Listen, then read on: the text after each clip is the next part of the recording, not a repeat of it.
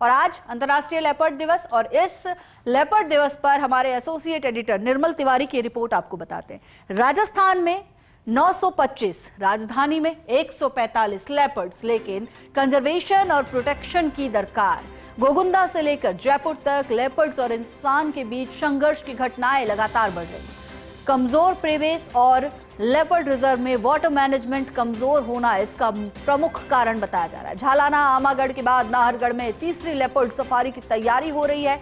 पर्यटक, फोटोग्राफर, शोध छात्र, फिल्म मेकर सभी की पहली पसंद झालाना बनता नजर आ रहा है। पिछले वर्ष लेपर्ड सफारी के लिए झालाना 41,077 पर्यटक पहुंचे थे, तो वहीं आमागढ़ लेपर्ड सफारी के लिए आने वाले पर्यटकों की संख्या 12,204 रही।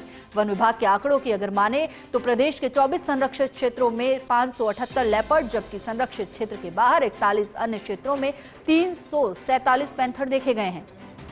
वहीं जयपुर सहित 30 से अधिक जिलों में लेपर्ड्स की मौजूदगी चिंताजनक रही। कमजोर प्रेबेस और छोटे रहवास के बाद भी लेपर्ड्स का गजब का सेल्फ मैनेजमेंट यहां पर देखने को मिला। वन विभाग को जल्द ही जिलावार पर लेपर्ड सफारी के लिए एक्सपर्ट्स की कमेटी गठित करनी होगी, अन्यथा गर्मी के बढ़ने के साथ ही ह्यूमन लेपर्ड कॉन्फ्लिक्ट बढ़ सकता है। खबर पर और अधिक जानकारी के लिए हमारे एसोसिएट एडिटर निर्मल तिवारी हमारे साथ जुड़ चुके हैं। निर्मल जी, आपकी रिपोर्ट हमने दर्शकों को बताई और इस रिपोर्ट से जाहिर होता है कि लेपर्ड्स के लिए अब जो है कंजर्व एरिया की जरूरत पड़ गई है, क्योंकि संख्या लगातार बढ़ती जा रही है, ह्यूमंस के साथ कॉन्फ्लिक्ट लगातार बढ़ता जा रहा है। देखिए माधुरी, सबसे पहले तो आपको और हमारे तमाम दर्शकों को अंतर्राष्ट्रीय लेपर्ड दिवस की बहुत बहुत शुभकामनाएं। और आज जयपुर में जिस तरह से टूरिज्म बढ़ा है या राजस्थान में टूरिज्म बढ़ा है, उसमें लेपर्ड्स का बहुत बड़ा योगदान है, क्योंकि लेपर्ड्स की संख्या 925 तो आधिकारिक तौर पर है राजस्थान में। राजधानी की पैराफेरी में 145 लेपर्ड्स हैं, लेकिन विशेषज्ञों की माने तो लेपर्ड्स की संख्या 2000 के आसपास भी हो सकती है, जिस तरह से वो इंसानी बस्ती के आसपास दिखाई देते हैं। अच्छी बात यह है कि हमने दुनिया को झालाना लेपर्ड रिजर्व जैसा दिया है, जिसमें लेपर्ड्स को देखने का जो एक 90% से ज्यादा चांस होते हैं, और यहाँ पर हर एक लेपर्ड्स के नाम भी है, उनके नामकरण तो बहुत लोगों को आकर्षित करता है, पर्यटकों को आकर्षित करता है। यहाँ बॉलीवुड सेलिब्रिटीज यहाँ पर आते हैं, तमाम खेल जगत की हस्तियां यहाँ पर आती हैं, तमाम दूसरे कॉर्पोरेट सेक्टर के जो हस्तियां हैं वो यहाँ पर आती हैं। लेकिन खास बात यह है कि जब आपके पास इतने लेपर्ड रिजर्व है, राजधानी जयपुर दुनिया का देश का एकमात्र ऐसा शहर है जहाँ 2 लेपर्ड रिजर्व में तीसरे की तैयारी है। झालाना हमारे पास है जिसमें करीब 45 लेपर्ड है, आमागढ़ हमारे पास है जिसमें 18 से 20 लेपर्ड है, नाहरगढ़ में तीसरी लेपर्ड रिजर्व बनने जा रहा है जहाँ लेपर्ड्स की संख्या 20 से 25 के आसपास है। और उसके बाद अचोल की बात करें, जमवारामगढ़ की बात करें, आसपास बस्ती क्षेत्र की बात करें, लगातार लेपर्ड्स की संख्या बढ़ी है। लेकिन जिस तरह से गोगुंदा की घटना आपको पता है माधुरी, पिछले वर्ष जिस तरह से गोगुंदा में लगातार हादसे हुए, उसके बाद अगर जयपुर में कई बार लेपर्ड बाहर निकला, विद्याधर नगर की बात करें, आगरा रोड की बात करें, जगतपुरा की बात करें, बार बार वो बाहर निकला। लालकोठी तक लेपर्ड यहाँ पर पहुंच गया।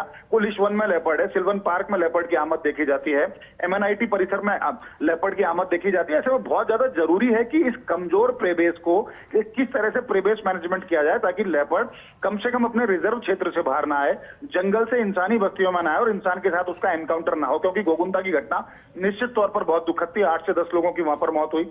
और पिछले दिनों जयपुर में भी नाहरगढ़ सेंचुरी में एक वृद्ध के ऊपर हमला कर दिया था, लेपर्ड्स के हमले से उसकी मौत हो गई थी। तो इस तरह की घटनाएं ना हो, कमजोर प्रेबेस पे ऊपर काम करना चाहिए। झालाना में आज बिल्कुल प्रेबेस एकदम कमजोर है, कुछ भी नहीं है वहां पर। लेपर्ड्स आसपास रात में निकलते हैं, इंसानी बस्ती में जाते हैं, वहां कुत्ते का या दूसरे मवेशी का शिकार करके वापस अपने जंगल में आ जाते हैं। अच्छी बात यह कि लेपर्ड खुद का सेल्फ मैनेजमेंट कर रहा है, अन्यथा अगर पूरा वन विभाग के ऊपर छोड़ दिया जाता तो हालात और भी ज्यादा विकट हो सकते थे। घना पक्षी विहार के अंदर लेपर्ड देखा जाता है, वहां पर भी पर्यटकों की आमद देखने को मिलती है। कुल मिलाकर के बहुत ज्यादा जरूरी है कि एक्सपर्ट्स कमिटीज का गठन किया जाए जिला स्तर पर।